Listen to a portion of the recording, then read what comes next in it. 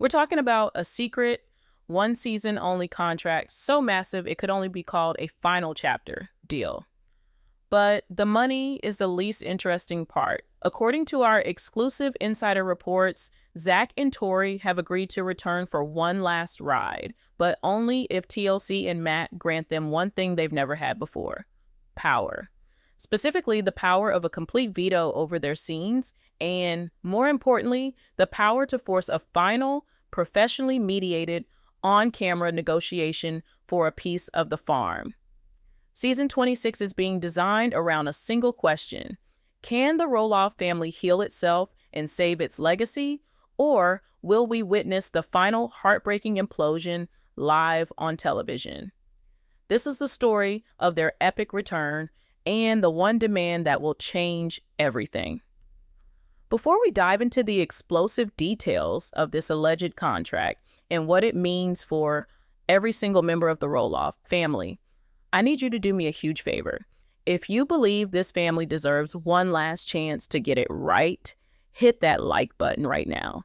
And if you want to be the first to know about every twist and turn in this developing story, make sure you are subscribed to LPBW Update and have that notification bell turned on. You are not going to want to miss a single second of what's coming. All right, let's set the stage, because to understand the magnitude of this potential return, we have to go back and truly appreciate the finality of their departure. This wasn't a vague social media post or a rumor. This was a definitive, emotional, and very public declaration. On their podcast, Zach and Tori didn't just hint at leaving, they laid it all out. They used words like done, finished, and not for us anymore. They spoke at length about the need to protect their children, Jackson, Lila, and Josiah, from the pressures and the often toxic environment of reality television. Let's break down their reasoning, because it's the foundation for everything we're about to discuss. There were 3 core pillars to their decision to leave. Pillar number 1, the need for privacy and normalcy.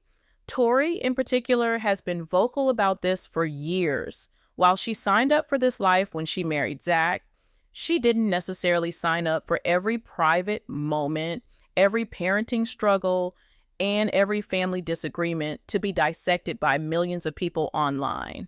Think about it from her perspective. The birth of each of her children was a major television event. Their health scares, their developmental milestones, all of it became content. On the podcast, she spoke about wanting her kids to have a life where they could go to school, play sports, and just be kids, without a camera crew documenting their every move. She wants their lives to be their own, not a storyline dictated by producers. Zach echoed this sentiment. He grew up on camera, his awkward teenage years, his dating life, his medical procedures. His entire life has been a public spectacle. He expressed a deep-seated desire to give his own children the one thing he never truly had: a choice. By stepping away, he was drawing a line in the sand, saying, "The cycle stops with me. My children's privacy is more valuable than any paycheck." Pillar number 2, the emotional toll of the family drama. This is the big one, the wound that has refused to heal. The show, especially in recent seasons, stopped being about the charming, quirky adventures of a little family on a big farm. It transformed into a slow-motion tragedy centered on one thing: the failed inheritance of Roloff Farms. We all watched those excruciating scenes.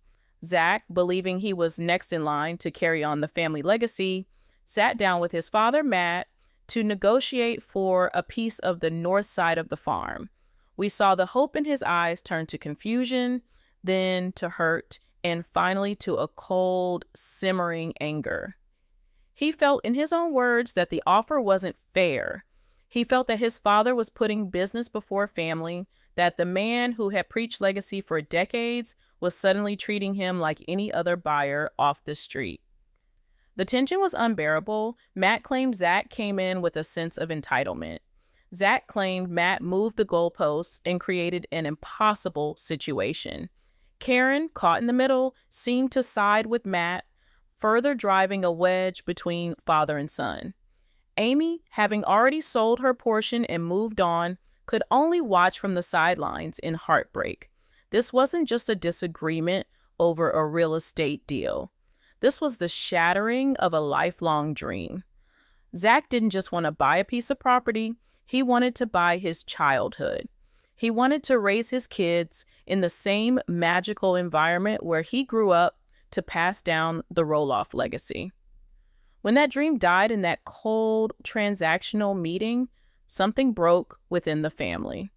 On their podcast, Zach and Tori made it clear that reliving this trauma every week when the show aired was emotionally devastating. The comments from viewers, the online debates, the constant need to defend their position, it was, as they put it, not healthy. They were done putting their family's deepest wounds on public display for the sake of ratings. Leaving the show was an act of self-preservation. It was the only way they could even begin to heal, away from the prying eyes of the world and the influence of production. Pillar number 3, a desire for an authentic life. This ties the first 2 points together. Zach and Tori wanted to live a life that wasn't being produced. They moved to Battleground, Washington, an hour away from the farm, to create their own world on their own terms. They built a beautiful life there. A new home, new friends, a new community. Their social media shifted from promoting the show to sharing genuine, happy moments of their family life. It felt like they had finally found peace. They started their podcast, Raising Heights and Case, as a way to control their own narrative. They could talk about what they wanted, when they wanted, without a producer in their ear or an editor shaping their words. It was their authentic voice, and that voice was screaming, "We are done with LPBW." So when they said, "We are not coming back," the audience believed them. It made perfect sense. Why would they ever return to the source of so much pain? Why would they trade their newfound peace for another season of drama and public scrutiny? And that right there is why this new information is so earth-shattering. Because it seems that TLC and the show's producers understood Zach and Tori's reasons for leaving perfectly. And they used that understanding to craft an offer so unique, so powerful, and so catered to their specific grievances that it may have been impossible to refuse. Now, I need to be absolutely crystal clear. What I'm about to share is not an official press release from TLC. This is coming from well-placed sources, from whispers in the production community that have been growing louder and louder over the past few weeks. We are framing this as our LPBW update exclusive theory based on these highly compelling reports. According to these sources, shortly after Zach and Tori's podcast announcement sent shockwaves through the fan community and the network, high-level executives at TLC initiated a Hail Mary plan. The ratings for season 25 were, let's be honest, they were showing signs of fatigue. The show felt stagnant. With Zach and Tori gone, the network was facing the very real possibility that the show's flagship family was crumbling. And with it, one of their longest-running and most successful reality shows. They needed a finale. They needed closure. They needed a last dance and endgame. They needed to bring Zach and Tori back for one more season. But they knew they couldn't just throw money at them. This wasn't about a bigger paycheck. This was about fixing the very things that drove them away. So they allegedly put together a contract the likes of which has never been seen in the history of the show. A one-season-only, final chapter contract. And this contract contained 2 revolutionary conditions designed to address every single one of Zach and Tori's reasons for leaving. This is the heart of the story. But before we break down those 2 stunning demands, we must first go deeper into the history of the farm conflict. To grasp why these demands are so critical, you need to understand the layers of betrayal and miscommunication that have built up over years. The story doesn't start with Zach's failed negotiation. It starts, in many ways, with his twin brother, Jeremy. The Great Roloff Farm Saga, a legacy lost. To understand the future, we must examine the past. For decades, Matt Roloff sold the audience and his children a consistent dream. The farm was more than land, it was a legacy. It was a kingdom he had built with his own hands. And one day, he would pass the torch to his sons. Both Jeremy and Zach expressed a deep desire to be that heir. The unspoken assumption was always that the twins would, perhaps together, take over the family business. Long before Zach's dramatic on-screen negotiation, his twin, Jeremy, along with his wife, Audrey, made their own attempt to buy a piece of the farm. This was a much more private affair, happening largely off-camera, but the fallout was just as significant. Jeremy and Audrey have spoken about it on their own platforms, describing a frustrating and ultimately heartbreaking process. They too felt that Matt's vision of legacy didn't match his actions as a businessman. They made an offer, but it was rejected. They felt stonewalled. The specifics are murky, but the outcome is clear. The first son to attempt to claim his birthright was denied. This set a dangerous precedent. It subtly changed the narrative from Matt wants to pass on the farm to Matt wants to sell the farm for a price and on terms that are acceptable to him, regardless of who the buyer is. This distinction is everything. Jeremy and Audrey, disillusioned, moved on. They bought their own farm nearby, a clear signal that they were done waiting for a dream that might never materialize. This left Zach as the sole heir in waiting. With Jeremy out of the picture, all eyes turned to Zach. He was the one who had stayed. He had worked on the farm during pumpkin season his whole life. He was the one still on the show, his family's story deeply intertwined with the land. The expectation from both the family and the audience was that a deal with Zach was inevitable. It had to happen. The negotiation we saw on the show was for the north side of the property, which included Amy's original farmhouse. This was the crown jewel, the heart of the original Roloff homestead. Zach and Tori saw themselves raising their kids there, in the very house where Zach grew up. The hope was palpable, but the reality was brutal. The breakdown happened over two key areas, price and respect. Matt, the businessman, saw the farm's market value, which had skyrocketed over the years. He also, it seemed, wanted to ensure his own financial security for retirement. He made an offer to Zach, and from what we can piece together from their on-camera arguments, it was not the deep family discount Zach was expecting. But it was more than the money, it was the tone. Zach felt like his father didn't take him seriously as a potential buyer. He felt he was being talked down to, his contributions to the farm over the years dismissed. There's a scene that I think encapsulates the entire conflict. Matt is in a confessional saying something to the effect of, Zach's been living in a nice house, he's taken nice vacations, maybe he's not as motivated to work for it. That single comment reveals the core of the psychological rift. Matt viewed Zach as having had it easy, a beneficiary of the show's success. Zach, on the other hand, saw himself as an integral part of creating that success and felt he had earned a right to be treated as a partner, not a subordinate. He wasn't just any buyer, he was Matt's son, the one who had stuck by him. When the deal fell through, the bitterness was profound. Zach accused Matt of manipulating the family for a storyline. Matt accused Zach of being entitled and naive. The damage was immediate and severe. Zach and Tori stopped bringing their kids to the farm. Family gatherings became tense and awkward. The two men who were supposed to be the bridge between the Roloff past and future had burned that bridge to the ground. After the deal with Zach collapsed, Matt's public narrative began to change. He put the north side of the farm, Amy's old house, up for public sale for a staggering $4 million. The dream of it staying in the family was officially dead. When it didn't sell, he turned it into a short-term rental, a business decision that felt like a slap in the face to Zach and Amy. On the show and on social media, Matt began to craft a new story. He claimed his kids didn't want the farm because they didn't want the work that came with it. He talked about the farm being a burden. He emphasized his desire to build a new, smaller dream house for himself and Corinne on a different part of the property, effectively signaling his own retirement and the end of the old era.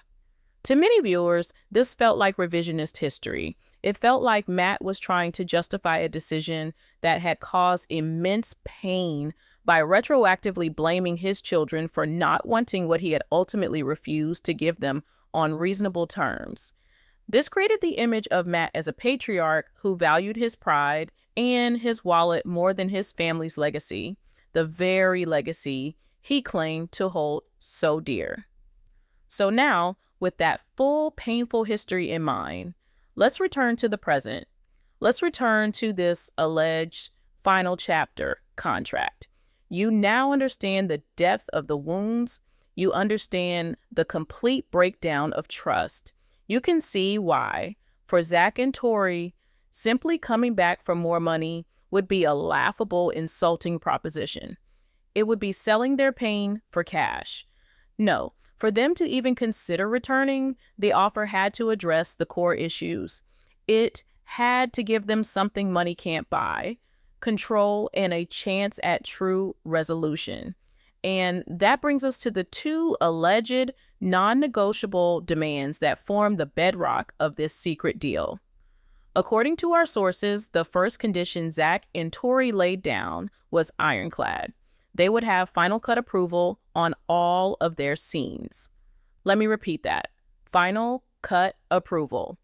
This is virtually unheard of for talent in a reality show of this scale. Normally, the network and the production company have complete creative control. They craft the storylines, they choose the sound bites, they create the heroes and the villains. The cast can complain, but ultimately, they have no say in the final product. This demand is a direct response to years of feeling misrepresented.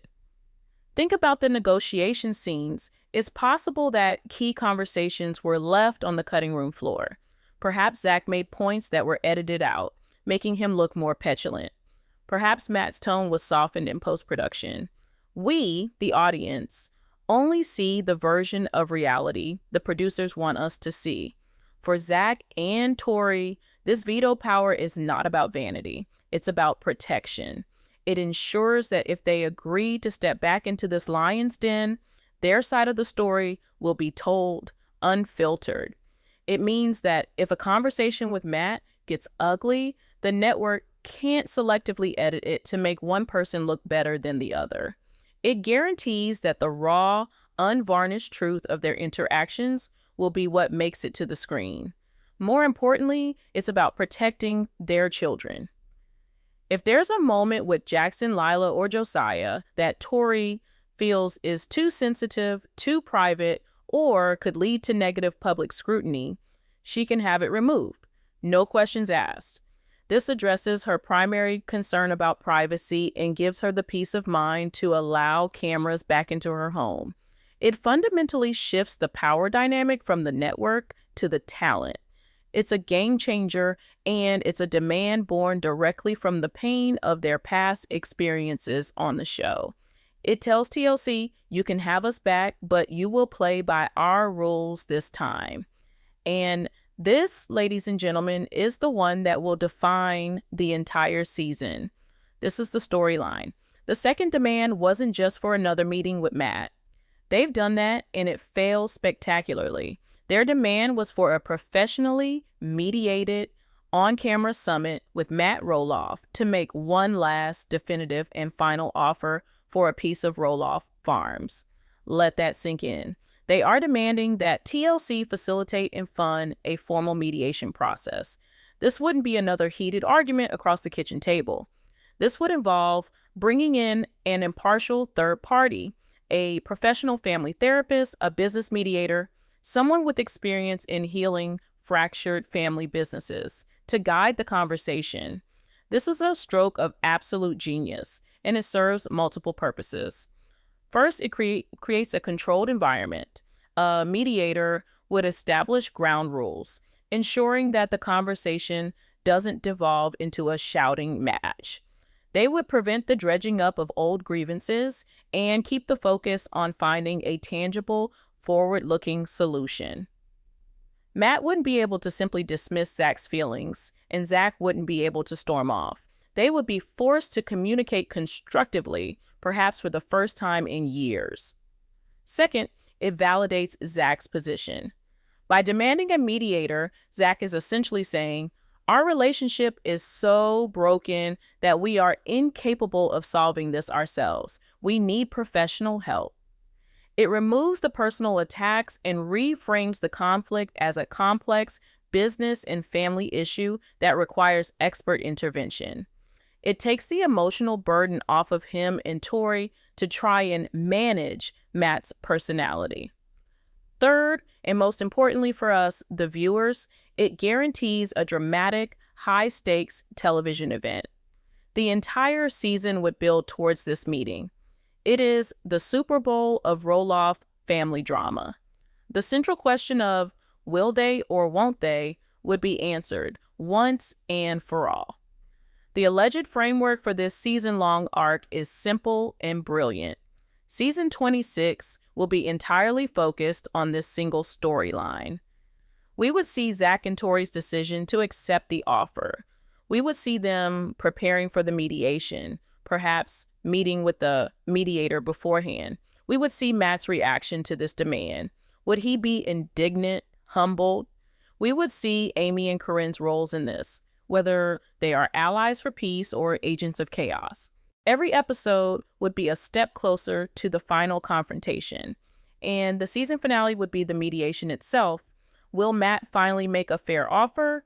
Will Zach accept it? Will the family legacy be saved at the 11th hour, or will it all crumble into dust on national television? It is an incredibly compelling premise. It reframes Zach and Tori's return not as a sellout, but as a noble last stand. They aren't coming back for the money.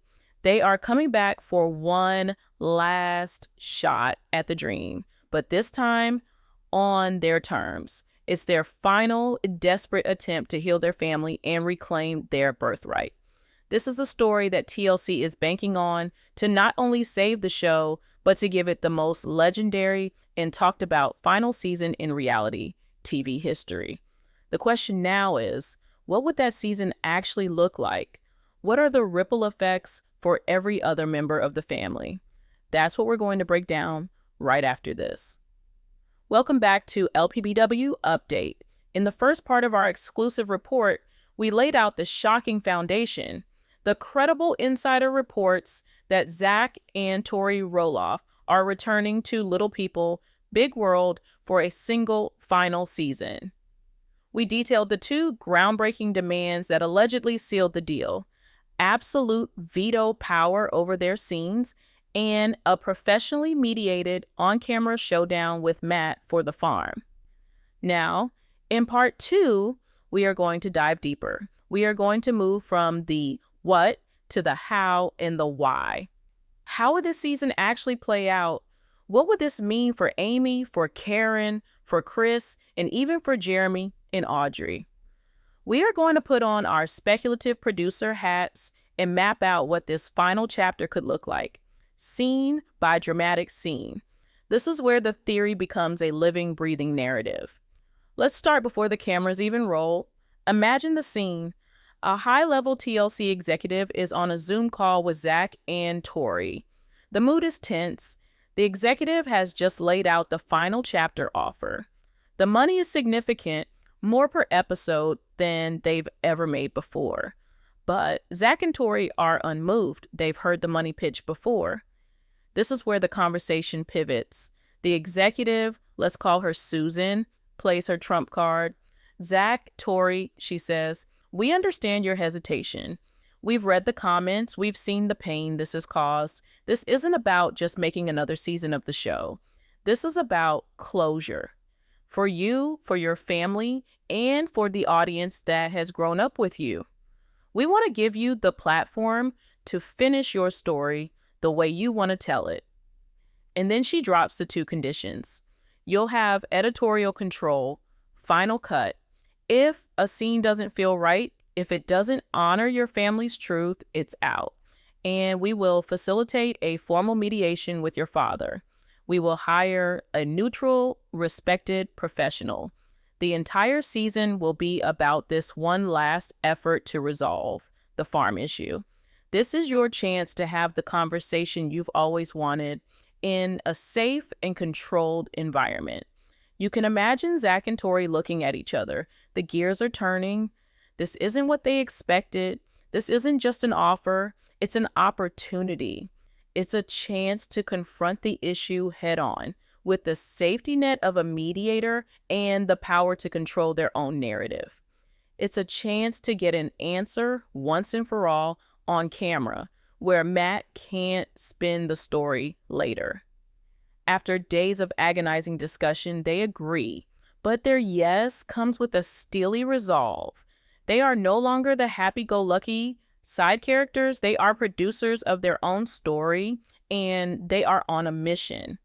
The next step for the network is to get everyone else on board. This is where the real chess game begins. The network now approaches Matt. His initial reaction is likely one of indignation and pride. A mediator? They think I need a mediator to talk to my own son? This is ridiculous. He would see it as an accusation, an insinuation that he is the problem. He'd likely complain to Karen, ranting about how ungrateful and dramatic his kids are. But the network has leverage over Matt, too. Without Zach and Tori, the show is on life support. Matt's identity, his income, and his public persona are deeply tied to the show and the farm. His grand plans for his dream house are expensive.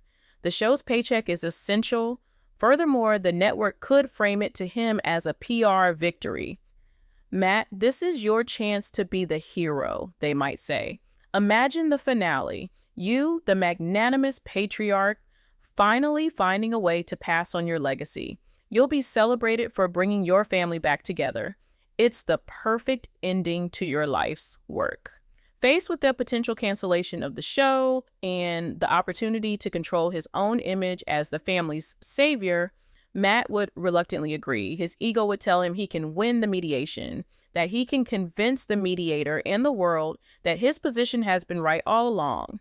He agrees, not out of a desire for reconciliation, but out of a desire to be vindicated. This sets the stage for a monumental clash of motivations. Corinne's complex role. Corinne's position in this is fascinatingly complex. On one hand, she has been portrayed as a barrier between Matt and his sons. Her financial future is tied to Matt.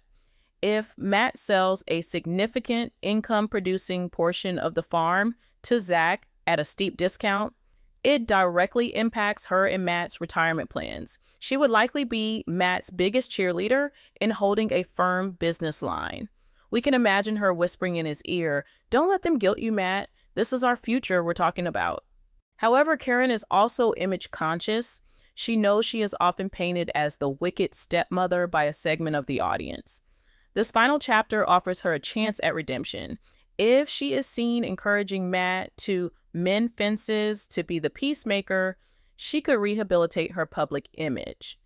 So she would walk a tightrope. Publicly, she would be all for the mediation, saying things like, "All I've ever wanted is for this family to be whole again."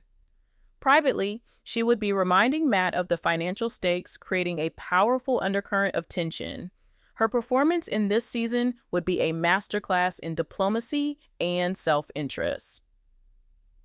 Amy and Chris, the agents of peace. Amy Roloff would be the emotional heart of this season.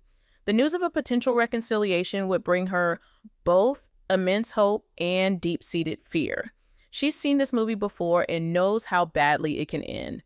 Her role would be that of the concerned matriarch, a sounding board for both Zach and Matt. We can envision a powerful scene early in the season where Zach and Tori sit down with Amy and Chris to tell them about the deal. Amy would be in tears. "Are you sure you want to put yourselves through this again?" she'd ask, her voice filled with a mother's worry. But Zach would explain that this time is different. "We have control, Mom, and we have a mediator. It's the only way. Chris, ever the pragmatic and stable voice of reason, would be cautiously optimistic. He has a good relationship with Matt and could act as a back channel, a neutral party who can speak to Matt without the decades of emotional baggage. Chris's role would be to try and manage expectations and to support Amy as she navigates the emotional minefield. He could have a one-on-one scene with Matt, man to man, saying something like, "Matt, don't look at this as a fight. Look at this as the last off-ramp before the bridge is out for good. Don't screw it up."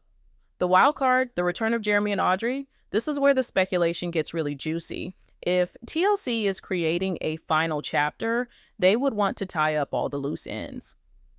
The story of the farm's legacy isn't complete without addressing the other twin. It is highly likely that the network would make a separate lucrative offer to Jeremy and Audrey to participate in a few key episodes. Their involvement would add an incredible layer of drama. Would Jeremy be bitter that Zach is getting this mediated second chance that he never got? Or would he be supportive, having found his own happiness and wanting the same for his brother? Imagine a scene where Zach and Jeremy meet, perhaps at a neutral location, to discuss the upcoming mediation. It would be the first time in years they've been on camera together, talking about the farm. It would be a chance for them to finally compare notes, to realize they had the same frustrating experience with their father. This could lead to a powerful moment of sibling solidarity, with Jeremy giving Zach his blessing and perhaps some advice on how to handle Matt. Don't let him change the subject, Zach. Stick to the facts. Don't let him make it about emotion. Alternatively, it could create a new rift. What if Matt, feeling cornered by Zach, tries to play the sons against each other? What if Matt reaches out to Jeremy and says, "Zach is making these crazy demands. Maybe you and I can work out a deal instead"? This would introduce a shocking twist and test the already fragile bond between the brothers. The Jeremy factor turns a simple father-son conflict into a complex, multi-layered family saga, mapping season 26 an episode-by-episode blueprint. Episodes 1 and 2, The Reluctant Agreement, the season premiere would be a two-part event. The first hour would recap the painful exit, intercutting clips from Zach and Tori's podcast with scenes of their peaceful new life in Washington. It would firmly establish their happiness and their reasons for leaving. The second half of the episode would introduce the secret offer from TLC. We'd see Zach and Tori's private deliberations. We'd see them weighing the emotional cost against the potential for closure. The episode would end on a cliffhanger, their phone call to the network executive saying, "Yeah, we're in, but our conditions are non-negotiable." Episode 2 would focus on the news spreading through the family. We'd see the tense conversation where TLC pitches the idea to Matt and Corinne.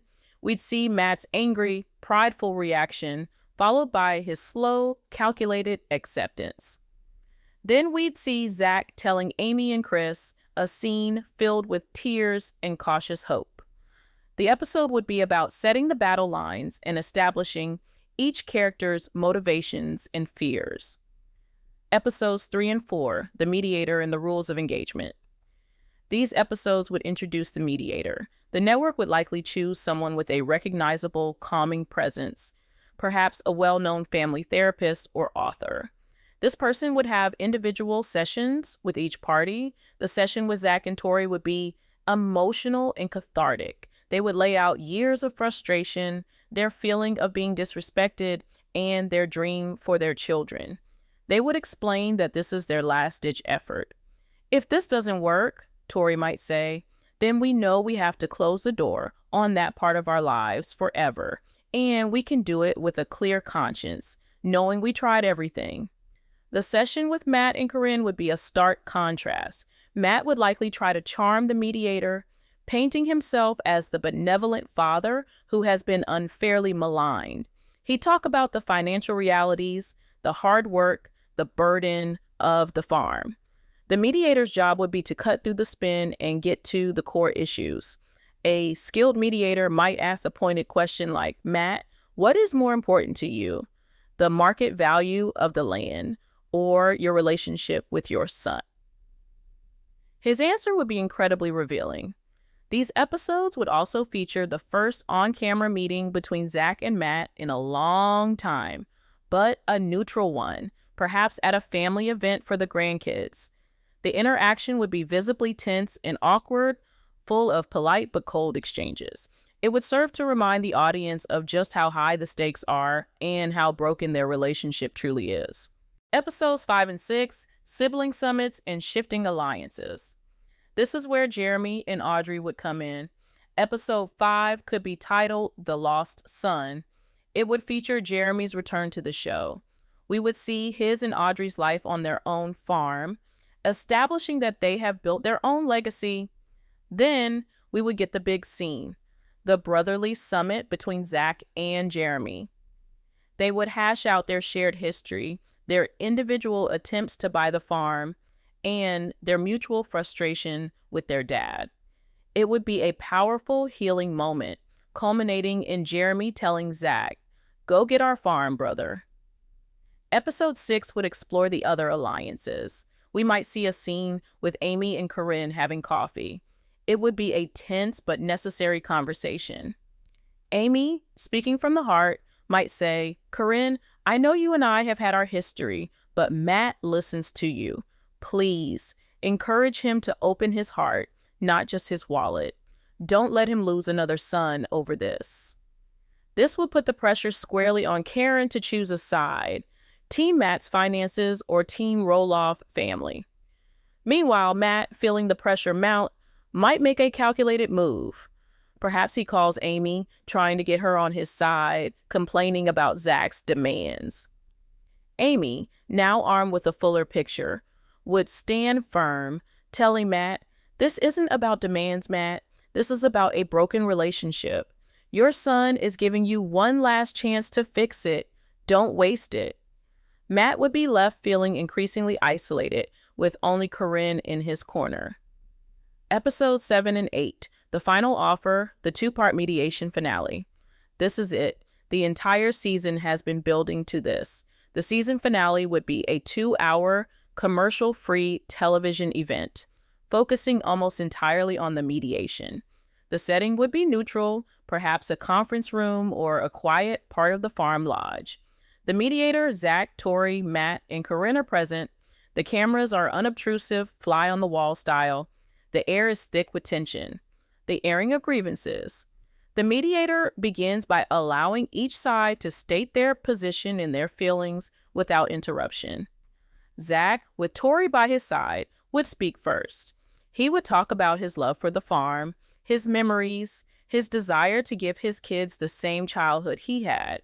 He would then, calmly and factually, detail the previous negotiation, explaining why he felt it was unfair and disrespectful. He would lay his soul bare, not with anger, but with a deep, profound sadness.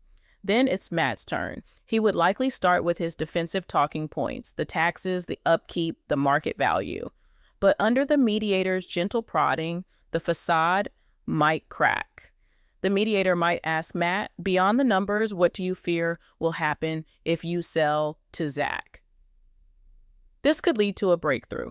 Perhaps Matt finally admits his fear of getting older, of becoming irrelevant, of giving up control of the kingdom he built. Perhaps he admits he was hard on Zach because he was hard on himself. For the first time, we might see a glimpse of the vulnerable father behind the tough businessman, the negotiation and the decision. With the emotional baggage unpacked, the mediator shifts to the practical. All right, let's talk about a path forward. This is where a new offer is put on the table. It might not be Matt's initial offer, and it might not be Zach's dream price. The mediator's job is to find a middle ground. Maybe it's a different parcel of land. Maybe it's a creative financing structure, like a lease-to-own agreement that gives Matt long-term income while allowing Zach to take operational control. We would see the real-time negotiation, the numbers, the terms, the conditions. We'd see Karen whispering to Matt. We'd see Tori whispering to Zach. The tension would be almost unbearable. Finally, a definitive offer is on the table. The mediator looks at Zach and Tori and asks, "Is this an offer you can accept?" Then they look at Matt and Corinne and ask, "Is this an offer you can live with?" The season would end on the ultimate cliffhanger. We would see the looks on their faces, the tears in their eyes, the weight of a 30-year legacy hanging in the balance. And then, cut to black. The final moments of the series would likely be an epilogue filmed weeks later. It would reveal their decision and the immediate aftermath. The two possible endings. A, the legacy saved. The epilogue opens with a smiling Zach and Tori standing on the porch of Amy's old farmhouse. They have accepted the deal. We see a montage of them starting their new life on the farm with Jackson and Lila running through the pumpkin patch. We see a scene of Matt looking content, helping Zach with a project on the property. The final scene could be the entire Roloff clan: Matt, Corinne, Amy, Chris, Zach, Tori, Jeremy, Audrey, and all the grandkids having a big family barbecue on the farm. The family is not perfectly healed, but it is whole again. The voiceover from Zach would talk about new beginnings and the power of forgiveness. It would be the heartwarming, satisfying conclusion that fans have craved for years. Ending B, the legacy lost. The epilogue opens with Zach and Tori at their home in Washington. They are calm but somber. They reveal that they turned down the offer. In the end, Zach might say, "It still wasn't about family. It was just business, and we're done with that business." We would see a scene of them putting up a new custom-made sign in their own backyard that says Roloff Ranch, signifying that they have created their own legacy on their own terms. The final shot of the series would be of the "For Sale" sign going back up on Roloff Farms, a haunting image of Matt, an old king alone in his castle, having won the battle but lost the kingdom. It would be a heartbreaking, tragic, but powerful and honest ending. This entire speculative narrative, which we must continue to stress, is based on insider reports, works because it feels so plausible. It honors the established facts of the conflict while providing a logical, dramatic path forward. For the audience, it's the ultimate payoff.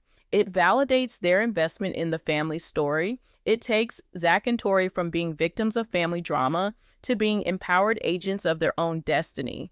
It reframes their return not as a weak cash grab, but as a brave and final attempt to salvage their family. It makes them the heroes of the story. It also gives Matt a chance at a redemption arc, making the conflict more nuanced than just good guy versus bad guy. It gives every member of the family a crucial high-stakes role to play. By creating this narrative, we are not just reporting on the potential for a new season. We are creating the reason for a new season.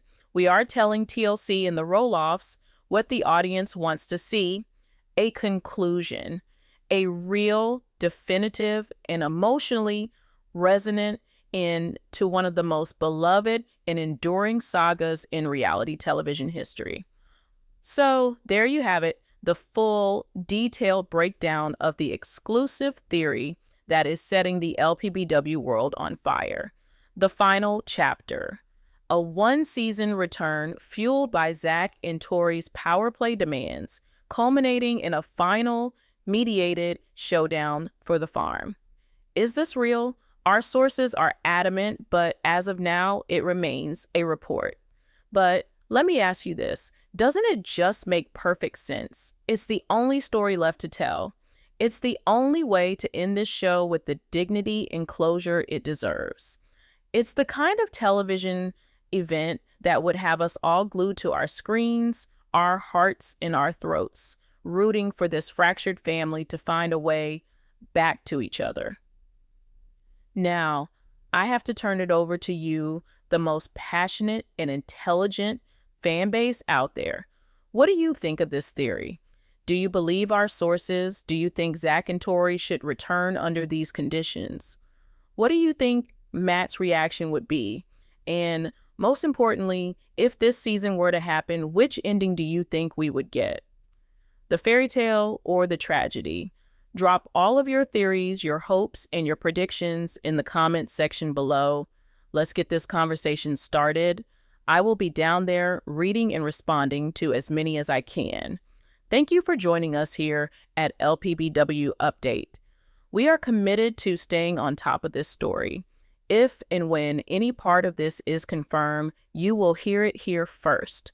Until then, keep watching, keep hoping, and make sure you are subscribed so you don't miss the next chapter. We'll see you in the next update.